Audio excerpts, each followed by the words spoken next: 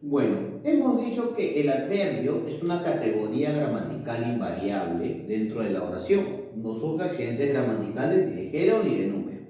También hemos dicho que es una categoría gramatical que modifica al verbo, al adjetivo y al mismo adverbio, o a otro adverbio en este caso. Y que además es importante porque, a diferencia del adjetivo, el adverbio siempre acompaña al verbo como tal. Entonces, podemos decir que las características esenciales del adverbio son las siguientes. Primero, modifica al verbo, al adverbio y al adjetivo. O sea que podemos manifestar que el adverbio es un modificador de esas categorías gramaticales. El adverbio es un modificador. Modificador, ¿correcto? Ahí está. Punto número 2. Es de inventario abierto.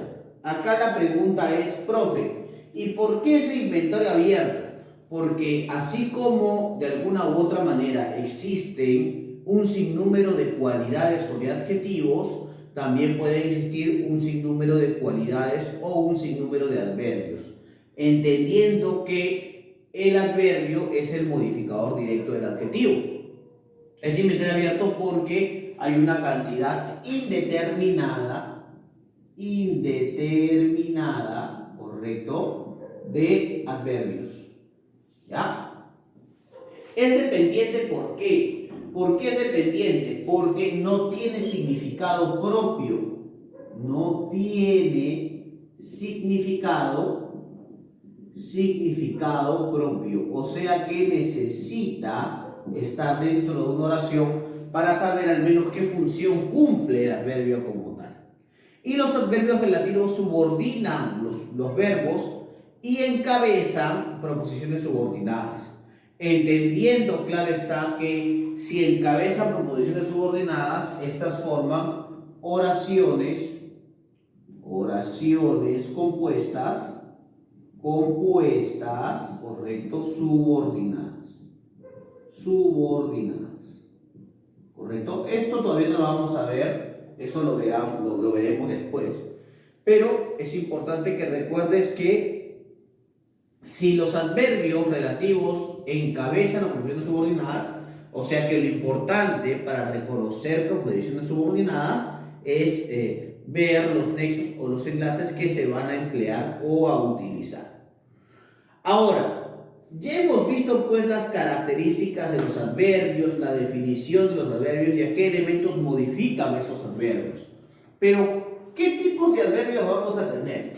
Por ejemplo, los adverbios de lugar. Por eso los adverbios de lugar, ¿qué función cumplen? Determinar, ¿no es cierto?, el espacio donde ocurre la acción.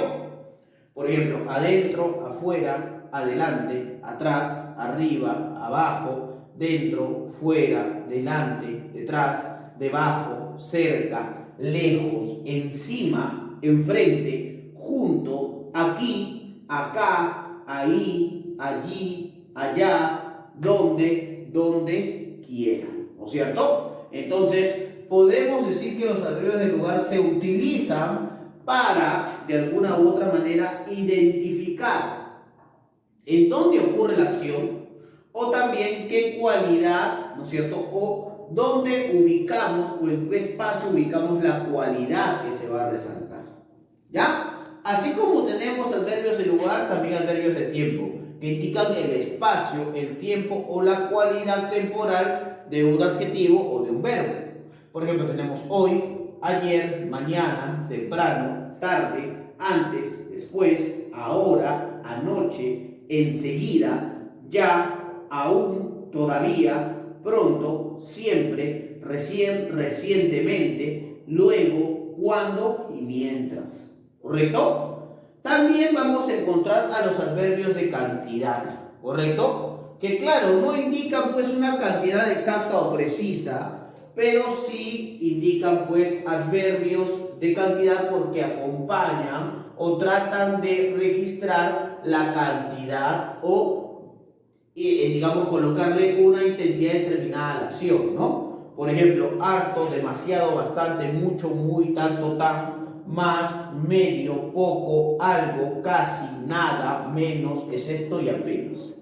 ¿Correcto? le da de alguna u otra manera una cantidad imprecisa a la acción que se va a realizar.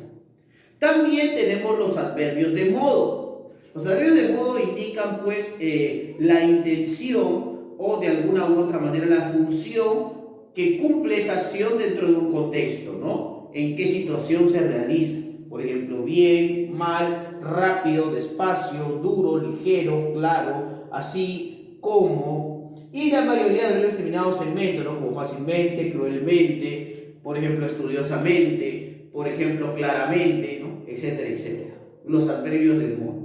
Por lo general, acá hay otra cosa que tengo que decirte, ¿no?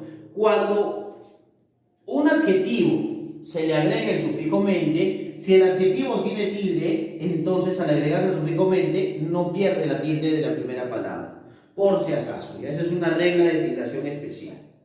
También encontramos los adverbios de afirmación, ¿no es cierto? Que de alguna u otra manera precisamente hacen eso, ¿no? Afirman, ¿no es cierto? O corroboran una información o la acción determinada, ¿no? Por ejemplo, sí, también, cierto, claro, efectivamente.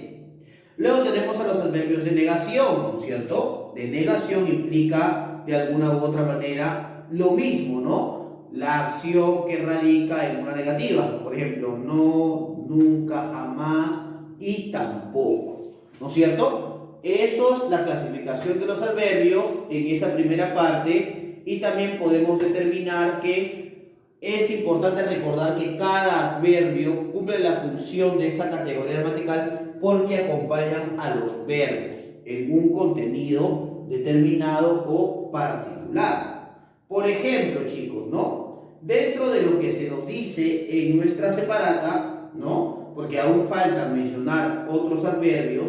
Dentro de lo que se nos dice en nuestra separata es: primero, fíjate en las oraciones y luego determina el adverbio y qué clase de adverbio es. Entonces, a ver, para indicar esto, ¿no? Esto es muy diferente al verbo. ¿Se acuerdan que el verbo tenía 5 accidentes gramaticales? ¿No? En el adverbio no vamos a encontrar accidentes gramaticales, ¿no? Por ejemplo, dice, ¿no?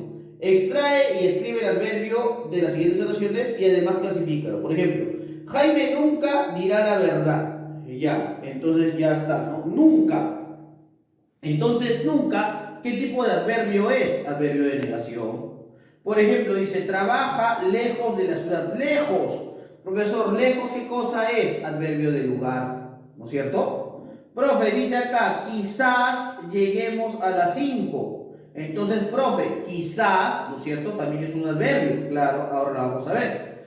También estarán mis tíos. También. Entonces, ese también, por ejemplo, ¿es adverbio de qué tipo?